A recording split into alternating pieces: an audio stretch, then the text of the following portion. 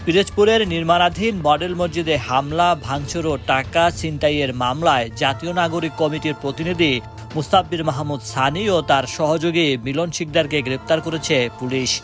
আজ শনিবার বেলা ৩টার দিকে পিরোজপুর শহরের কাপুরিয়া পট্টি এলাকা থেকে তাদের গ্রেপ্তার করা হয়।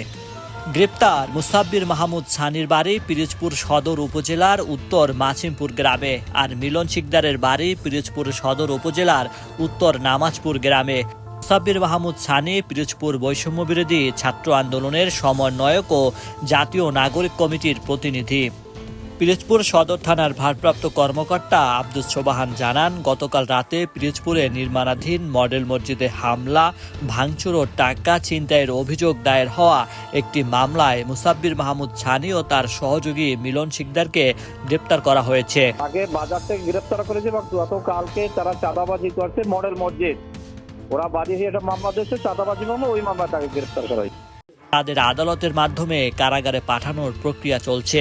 গতকাল শুক্রবার দুপুরে পিরোজপুর সদর উপজেলার নির্মাণাধীন মডেল মসজিদে মুস্তাব্বির মাহমুদ সানি সহ ২৫ থেকে ৩০ জনের একটি দল হামলা, ভাঙচুর ও টাকা ছিনতাইয়ের ঘটনা ঘটায়।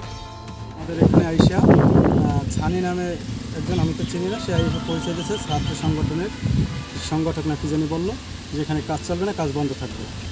যাই হোক, এক পর্যায়ে সে বসে জিজ্ঞেস করলাম, ভাই কী সমস্যা, ভাই আমাদের কাজ বন্ধ থাকলে ডিপার্টমেন্ট আছে, তাদের সাথে কথা বলেন, আমরা ঠিকাদারের প্রতিনিধি, আমরা কাজ করাচ্ছি, আমরা জায়গার শ্রমিক, এক প্রকার বেতনভুক্ত লোক। সে বলল ঠিক আছে, তাদের সাথে কথা বলেন, আমাদের গত ইসে আমাদের অনেক ভাইরা শহীদ হয়েছে, সেখানে কিছু টাকা পয়সার প্রয়োজন আছে, আমাদের কিছু টাকা পয়সা দিতে হবে তাদের। তখন আমি বললাম, ভাই এটা তো এক প্রকার ইসে হয়ে যায়, তা আপনাদের কী চাহিদা? তখন তারা বললো যে আমাকে 20 লাখ টাকা দিতে হবে। আমি বললাম ঠিক আছে, আমি কর্তৃপক্ষের সাথে কথা বলে, আমরা তো বেতনভুক্ত কর্মচারী, এখানে কাজ করতেছি, আচ্ছা ঠিক আছে, কাজ বন্ধ থাকবে। এরপরে পরবর্তীতে আমরা ডিপার্টমেন্টের সাথে আলাপ করলাম।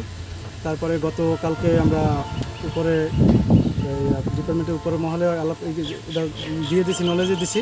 তারা বলছে ঠিক আছে, কাজ চলুক, দেখবো, পরবর্তী দেখা যাবে। আজকে হঠাৎ করে 12টা, 12:15টার দিকে 50 জন লোক নিয়ে এসে সানি অতর্কিতভাবে হামলা শুরু করে দিছে। মারধর, ভাঙচুর সবভাবে, আমার লেবার শ্রমিক অনেকগুলো মারধর করছে, আমার গায়ে হাত তুলেছে। তারপরে মেশিন করতে ছিল, অনেকগুলো ভেঙেছিল, চুরমার করে ফেলছে। সিসি ক্যামেরা ছিল, সিসি ক্যামেরা ভিডিও ফুটেজ, সে হার্ড ডিস্ক পর্যন্ত খুলে নিয়ে গেছে। আমার ড্রয়ারে আজকে শুক্রবার, গত বৃহস্পতিবার টাকা উঠে রাখছিলাম, এখানে ডালার প্রোগ্রাম ছিল, সিমেন্ট আসবে, পাথর আসবে, বিল দেওয়ার জন্য 5 লাখ টাকা ছিল আমার ক্যাশে, সেটা ভেঙে সেটাও নিয়ে গেছে। তাদের হাতে হামার ছিল, চাইনিজ কুড়াল ছিল, তারপরে রড ছিল, এই দিয়ে মনে করেন যে আমার ওই জিনিসপত্র ভাঙা শুরু করছে, আর আমার কিল ঘুষি শুরু করছে, শহীদদের মারি শুরু করছে। তার 5 লাখ টাকার মতো ছিল, এই টাকাগুলো ভিতর থেকে নিয়েছে। এরপরে ঝটিকাভাবে বেশিক্ষণ এখানে ছিল না। এরপর আমাদের লোকজনকে বলছে যে 2বার নিষেধ করা হয়েছে, এরপর যদি এখানে কাজ করো তাহলে এখান থেকে কেউ যান নিয়ে ফিরে যেতে পারবে না, এটা মনে রাখিস, এই বললে এখান থেকে চলে গেছে। তা এ ঘটনায় শুক্রবার রাতে হামলার শিকার প্রজেক্ট ম্যানেজার মোহাম্মদ শহীদুল ইসলাম বাদী হয়ে পিরোজপুর সদর থানায় একটি লিখিত অভিযোগ দায়ের করেন। পরে অভিযোগটি মামলা হিসেবে নেওয়া হয়।